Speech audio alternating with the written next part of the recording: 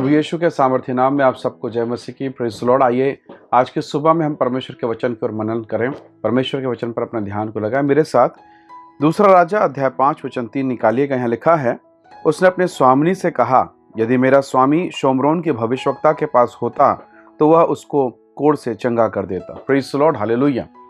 परमेश्वर के लोगों, क्या आपने कभी प्रभावशाली लोगों के नाम की सूची देखी?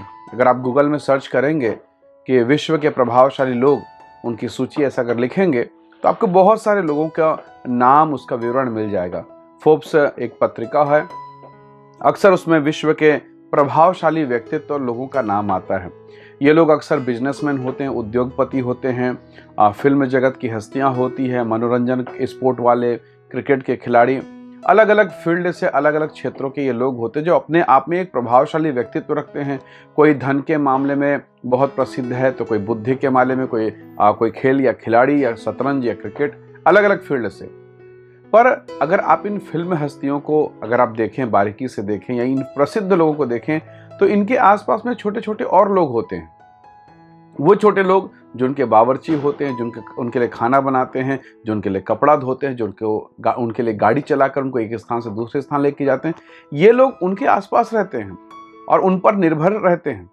पर ये छोटे लोग, मैं माफ़ कीजिए मैं इन्हें छोटा कह रहा हूँ, पर ये जो छोटे लोग हैं ये कभी फेमस नहीं होते। इनका नाम कभी लिस्ट में नहीं आता, इनका नाम कभी किसी सूची में नहीं आता। Praise the Lord. वैसे ही जब हम इस वचन को पढ़ते हैं, ये जो नामान सुरयानी है, जो सेनापति है, कोढ़ की अवस्था में है, मरने की दशा में है, इसके घर में एक यहूदी इजरायली लड़की है जो गुलाम की दशा में है, और वो खाना बना के, बर्तन मांज के अपनी स्वामिनी के साथ सेवा करती है। बहुत बुरी दशा, पर फिर भी उसने अपना व्यक्तित्व, अपना प्रभाव इस प्रकार से बनाया कि उसकी स्वामिनी को ये बात मानना पड़ा।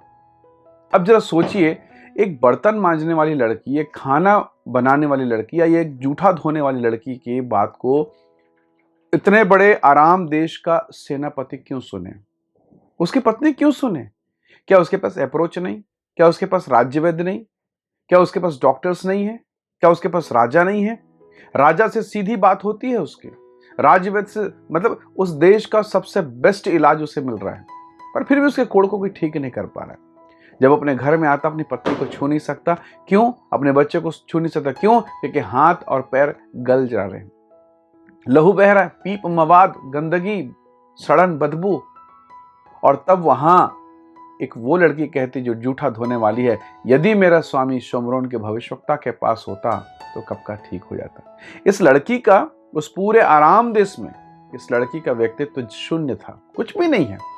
परंतु सेनापति ने देखा, उसकी पत्नी ने देखा, इसका व्यक्तित्व परमेश्वर के प्रेम से भरा है, इसका व्यक्तित्व ईश्वरीय सामर्थ्य से भरा है।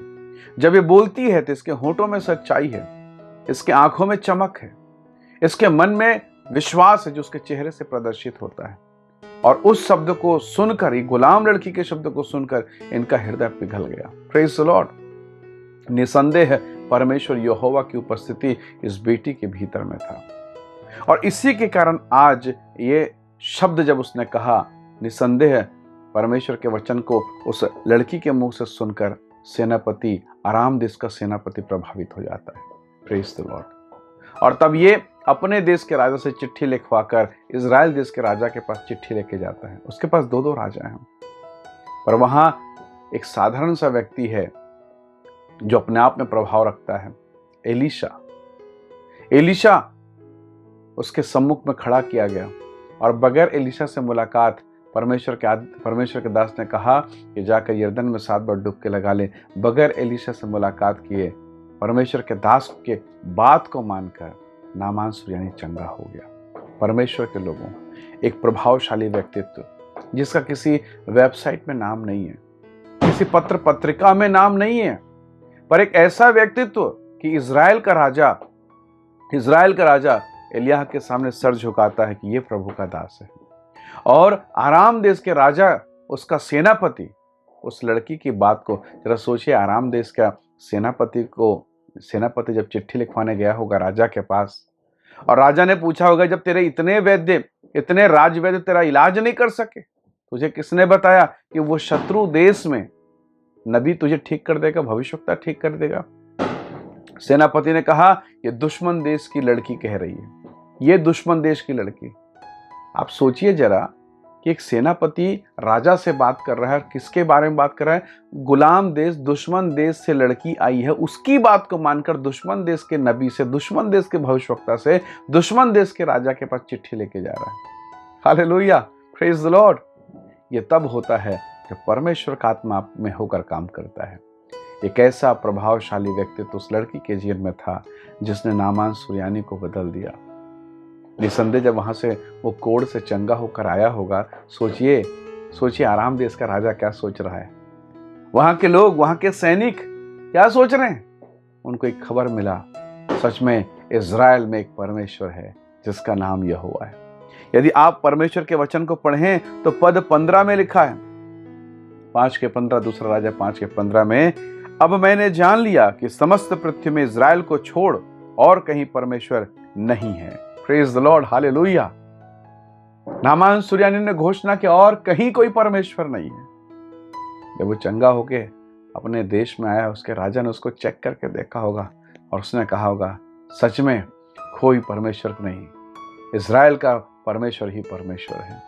कैसा उस राजा के सामने वो सेनापति छाती चौड़ा करके खड़ा है, और वो लड़की जो सबसे ज्यादा प्रभावशाली व्यक्तित्व रखती है, जो बर्तन मान से जूठा धोती है, उस लड़की की नम्रता देखिए, गुलामी की दशा में है पर जिसके घर में है उसको बड़ा आदर देती है, उसको स्वामी कहती है, उसकी पत्नी को स्वामिनी कहती है। एक अच्छा चरित्र, आप सुसमाचार सुने हैं, आप प्रभु के लोग हैं, पर एक अच्छा चरित्र, एक अच्छे शब्द, एक अच्छे होंठ, एक अच्छी समझ व्यक्ति को प्रभावित करती है।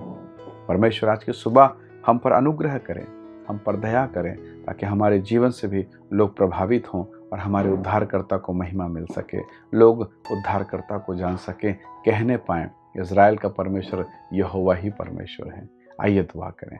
सर्वशक्तिमान परमेश्वर पिता, मेरे प्रिय लोगों को ब्लेस करें, आशीष दें प्रभु, हमारे व्यक्तित्व को निखारें, आपकी उपस्थिति हमारे जीवन को प्रभावशाली तरीके से इस्तेमाल करें। इस वीडियो को देखने वाले प्रत्येक लोगों को ब्लेस करें, आशीष दें, अनुग्रह प्रदान करें। प्रभु यीशु के नाम से मांगते हैं, आमीन आमीन। प्रभु आप सबको बहुत से आशीष दे। प्रेज द लॉर्ड, जय मसीह।